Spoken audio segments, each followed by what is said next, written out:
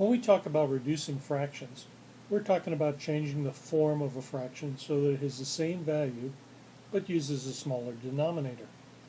Remember from multiplication that any number times 1 is still the same number? We're going to use this important fact to reduce fractions. Reset your trays and follow along with me as I work on my computer. Carlos ate 3/12 of the pie his mother made. Can you reduce this fraction to its simplest form? Let's start by using the balls to represent the fraction.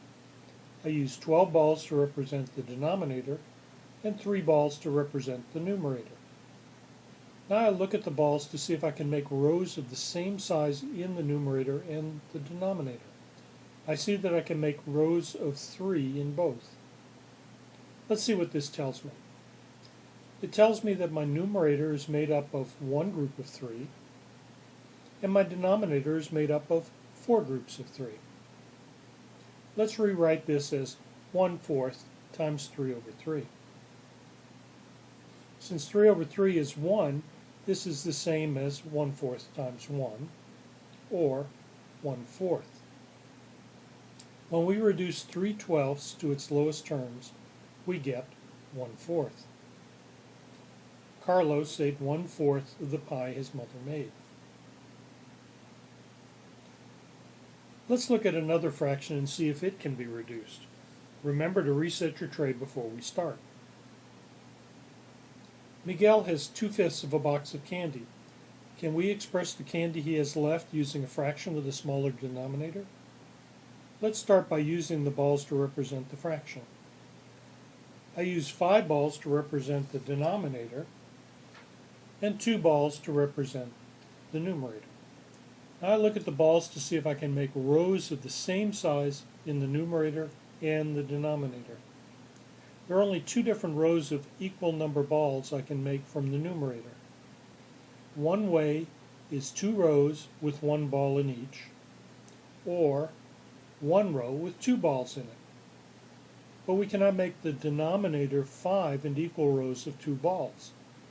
Since 1 row of 2 balls is the largest row we can make with the numerator, we cannot make rows of the same size with the numerator and denominator. As you can see, there's only one way we can arrange both the numerator and denominator so they have the same size groups. That is, groups of 1. This means that the fraction is in the lowest form and cannot be reduced any further. 5 is the smallest denominator we can use. Miguel has 2/5 of a box of candy. Let's work another problem. This time I'll start it and you're to finish it. Mrs. Nugent was knitting a sweater for her son and had finished 6/10 of it. Can you simplify the fraction of the sweater that she had finished? I'm going to use 10 balls to represent the denominator of the fraction. Now I'm going to use 6 balls to represent the numerator. Your teacher will pause the movie while you finish the problem, and he or she will restart it when they're ready to go on.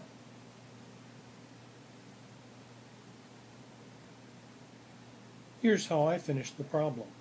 I first looked to see if I could divide the balls in both the numerator and denominator into the same size rows or groups. Since I can divide 2 into both numbers, I know I can make groups of 2's with both sets. I can now see the numerator is made up of 3 groups of 2, and the denominator has 5 groups of 2. This means that I can write my fractions as 3 times 2 over 5 times 2, but this is the same as 3/5 times 2 over 2. Since 2 over 2 equals 1, I can replace it with a 1. Since any number times 1 is itself, I can now write the fraction as 3 over 5. Mrs. Nugent had finished 3/5 of her son's sweater. Let's work one more problem. This time I'll give you the problem, and you'll work it by yourself. Be sure to reset your tray before you start. Roy is 9/12 of his sister's age. Can you express Roy's age using a reduced fraction? Your teacher will now pause the movie while you work the problem. He or she will restart the movie when they're ready.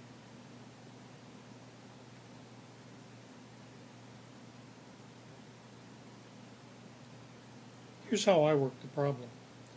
I use 12 balls to represent the denominator and 9 balls to represent the numerator. Now I look at the balls to see if I can make rows of the same size in the numerator and the denominator. I see that I can make rows of 3 in both. I know that 3 divides both numbers, so I can put both the numerator and denominator in groups of 3. The numerator is made up of 3 groups of 3, and the denominator is made up of 4 groups of 3. But this is the same as 3/4 times 3 over 3. Since 3 over 3 is 1, this is the same as 3/4 times 1, or 3/4. When we reduce 9/12 to its lowest terms, we get 3/4. Roy is 3/4 of his sister's age.